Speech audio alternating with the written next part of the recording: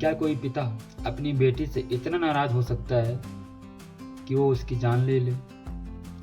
क्या कोई पिता अपनी बेटी के नाम से समाज में ताने सुनकर एक ऐसा बाप है अपनी बेटी के नाम पे खा रहा है, इसके चलते अपनी बेटी को मार सकता है? क्या कोई पिता सच में अपनी उस बेटी की जान ले सकता है जिसने उसे खेलना सिखाया, पढ़ना सिखाया, चलना सिखाया, बोलना सिखाया? क्या किसी बेटी की कामयाबी अपने पिता के लिए बोझ बन सकती है? क्या किसी बेटी की अपनी जिंदगी जीने का इतना बड़ा अपराध है कि उसकी सजा मौत दे दी जाए, वो भी अपने घर में पिता के द्वारा?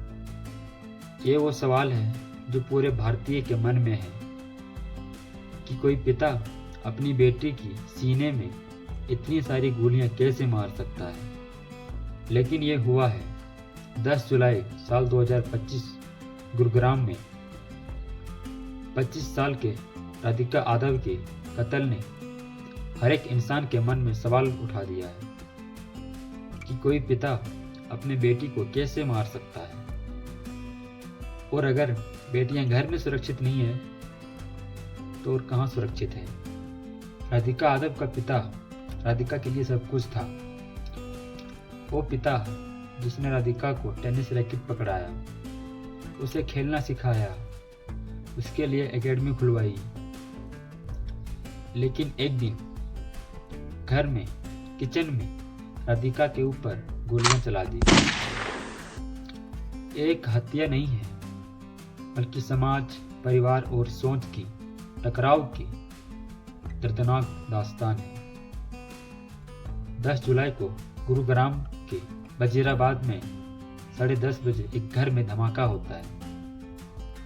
लड़की राधिका यादव के चाचा कुलदीप यादव को लगता है कि किचन में कुछ गिर गया या प्रेशर कुकर फट गया है। वो भागते हैं, लेकिन वहां जो वो देखते हैं वो रूह कांपने वाली थी, क्योंकि राधिका खून से लथपथ पड़ी थी और सामने उसका पिता के हाथ में पिस्टल लेकर खड़ा था।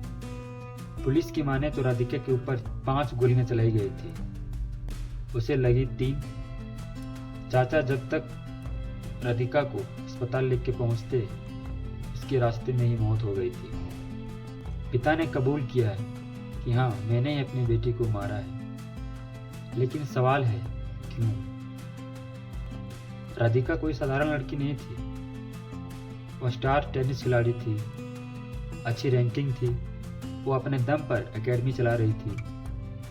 पुलिस का कहना है कि राधिका और उसके पिता के बीच टेनिस एकेडमी को लेकर विवाद था।